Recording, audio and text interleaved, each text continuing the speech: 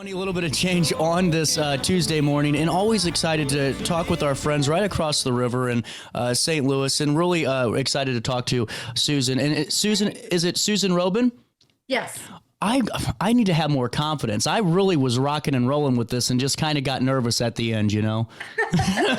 You nailed it. Well, Susan, I'm really excited to have you on today. You are a survivor and the executive director of St. Louis Ovarian Cancer Awareness. Thank you so much for your time, and no better time to really raise awareness than during the month of September.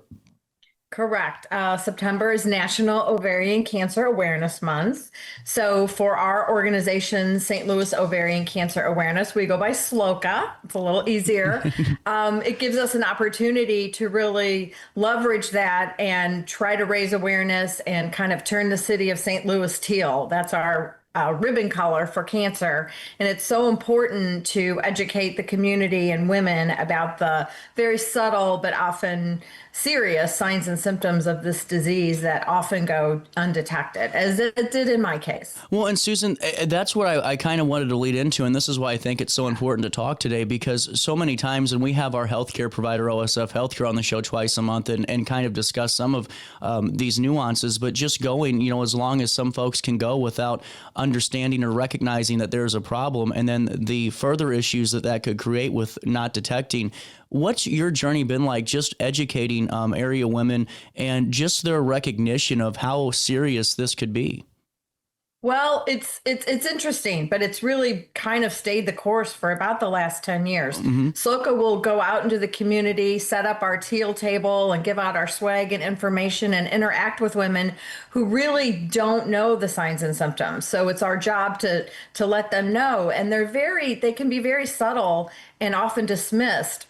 Bloating, feeling full quickly, abdominal pain, which we have for a lot of different reasons, right? So, but if they're chronic, if they get worse, if they don't go away, they really should seek a discussion with their healthcare professional to rule something out. And ovarian cancer, there is no diagnostic test. So if women have an annual checkup, they're not checking for ovarian cancer. And many women also don't know they might have a genetic risk, a family history. If there's a family history of breast cancer, colon cancer, or ovarian cancer, their healthcare professionals need to know that. Of course, they need to know that, but also don't ignore potential symptoms that could be something serious. Let your healthcare professionals know your family history and go from there. Education is really important, and being an advocate for your own health is important. Well, 100% over. And to me, it's one of those situations where you would much rather be safe than sorry if you are experiencing some of those symptoms. Right. And, just like you said, talking a little bit about bloating and some of the pelvic pain and some of those other symptoms. And it's great to recognize that, not go, maybe because I'm guilty of this and this is completely different, but I might not feel the best for a couple of weeks. Right. And then it's like, all right, now it's time to go get checked out. And it's good to be proactive. Right. And most likely, and hopefully in most cases, it isn't serious. But if it's more than a few days, if the symptoms really become more chronic and hard to deal with and manage your everyday things that you need to get done, something could be wrong. Well, and now when did Missouri officially designate September? About a month ago. The governor signed that into law this year. So it forever and perpetuity in the state of Missouri will be Ovarian Cancer Awareness Month. And again, that will kind of just help us reach out and broaden our reach in the month of September. But we're here year round, supporting survivors, raising awareness, and funding research as best that we can. Well, and I want to talk about some of that great work here in a couple of seconds, because it really is fantastic what you do. If it's okay, can I ask you about this process, how you were able to obtain this designation, or how the group was able to? Yeah, our board president, Joan Gummels, who is also a survivor, partnered with one of the state senators, Carla May, to bring this bill forward, and then it was signed into law. So good for them. It kind of just helps the whole entire state recognize this this disease more, that isn't really on a lot of people's radar. Well, and just bringing it more close to home, you guys provided me with some great notes, and I don't want the public to think that I know everything about this because I don't, but just the statistic alone that over 200 annual diagnoses in St. Louis area alone, but the biggest statistic is 80% are detected at advanced stages. What does that mean? It just means they're far further along in their disease by the time they're diagnosed, potentially stage 3 or 4, which healthcare professionals can probably better speak to this. Right. But the chances of a recurrence or, a harder to treat disease in stage 3 or 4 versus 1 and 2.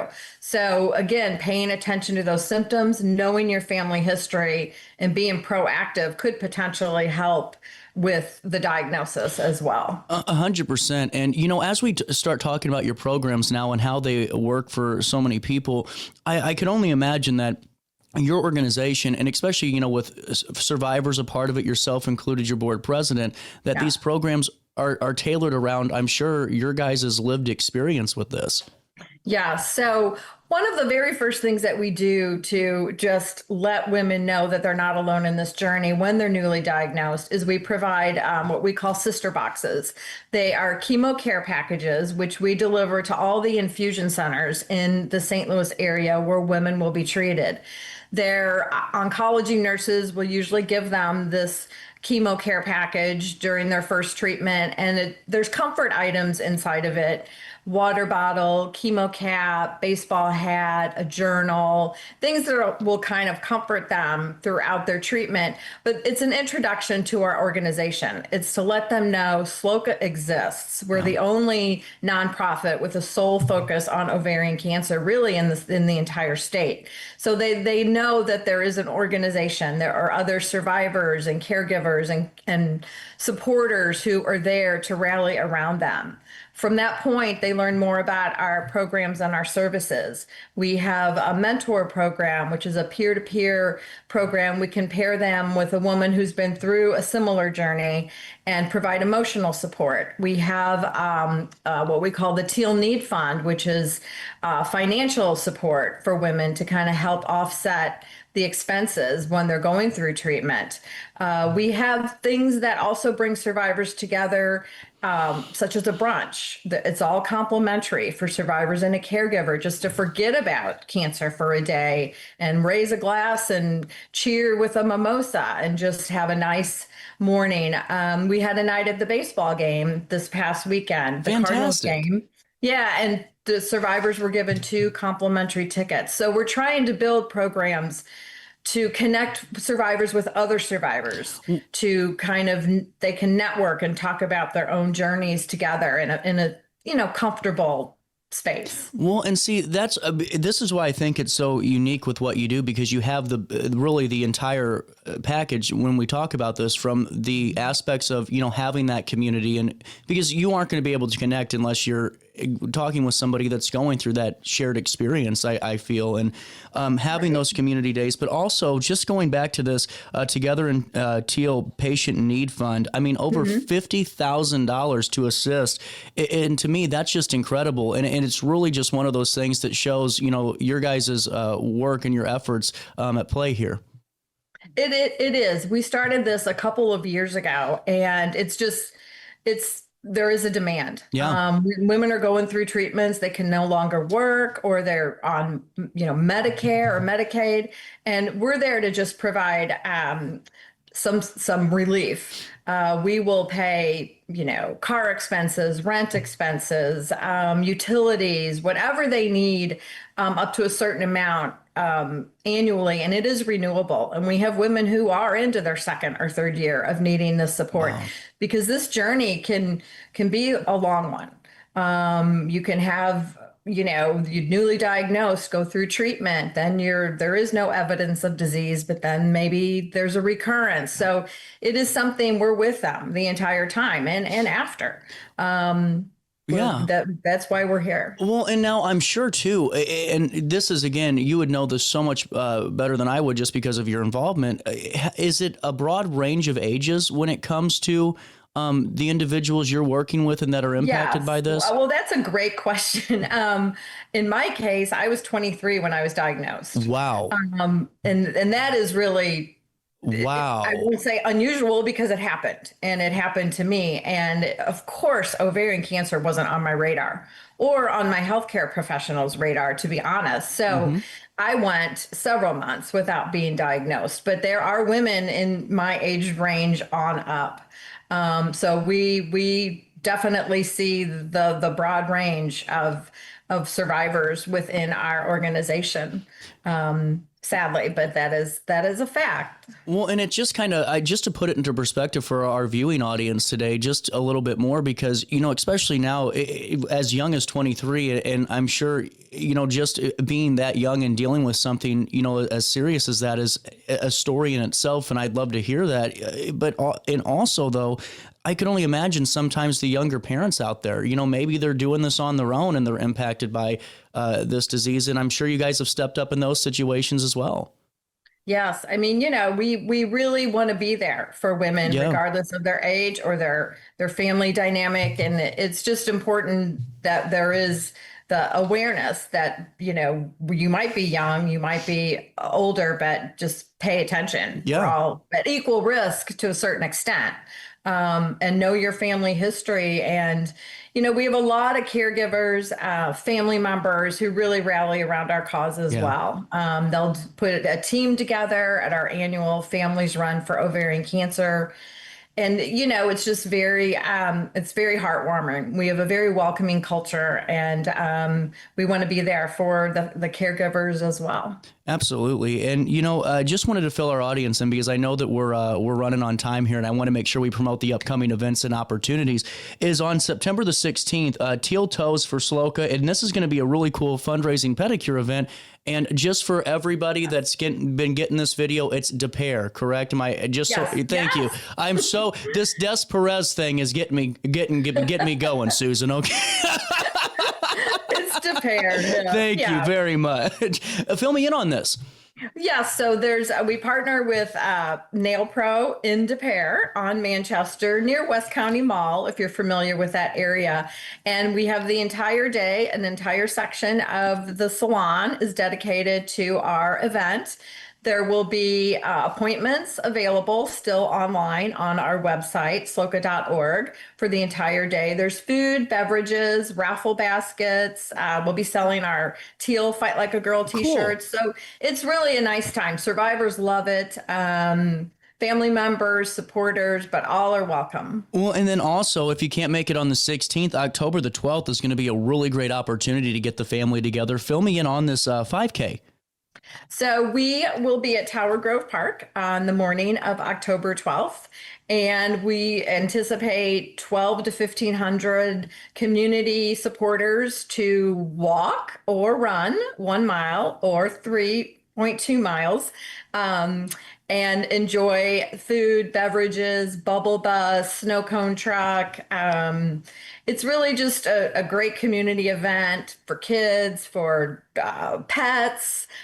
We have survivors, family members, healthcare professionals really gather. We have a lot of families doing teams in honor or memory of a loved one. And it's just a great day to show support and wear teal and get a little exercise.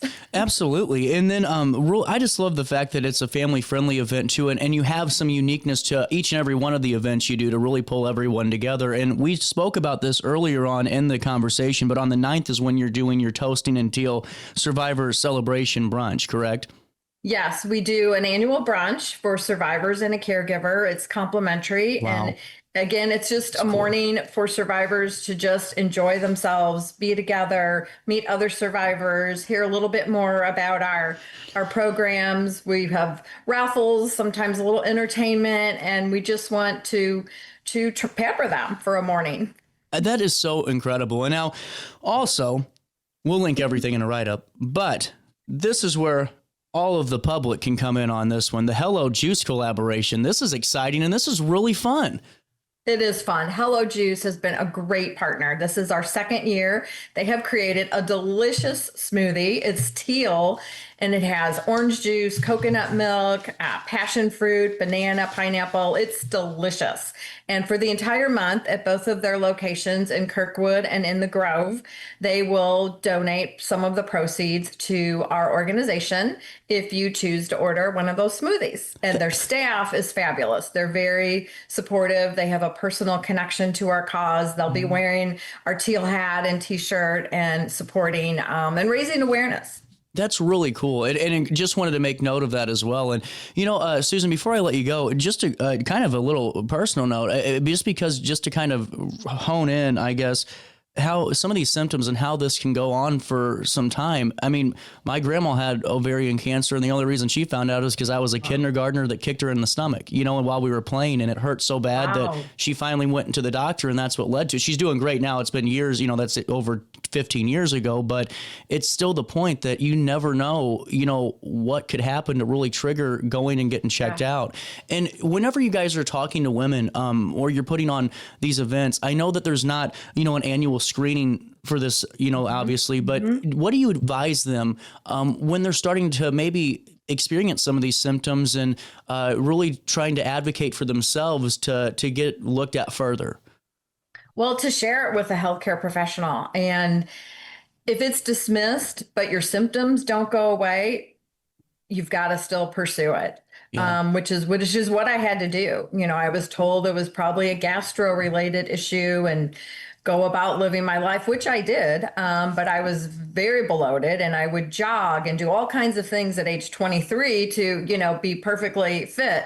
But it wasn't working until it became very, very, very painful. And there was definitely something going on, and it was detected in surgery and not before. Yeah.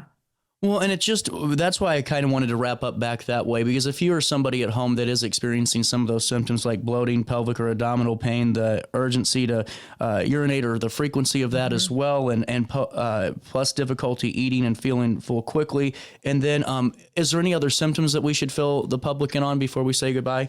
Some women have complained of some lower back pain, but honestly, the primary symptoms are the ones that you listed. And I personally had almost all of them. Everyone is different, of course, but also know your family history, and just pay attention and know that your annual exam, your pap smear, does not screen for ovarian cancer. Absolutely. And Susan, thank you so much for your time today. It was a pleasure talking with you. Thank and if you ever have anything else to share with us, we'd be more than happy to spread the word on this side of the river. I appreciate that. And I'm happy for your grandma. Oh, thank you. And I'm happy for you as well. And that you're an organization to keep doing great things. At 9:37, we'll take a quick break. More Daily Show on this Tuesday morning comes around the corner next.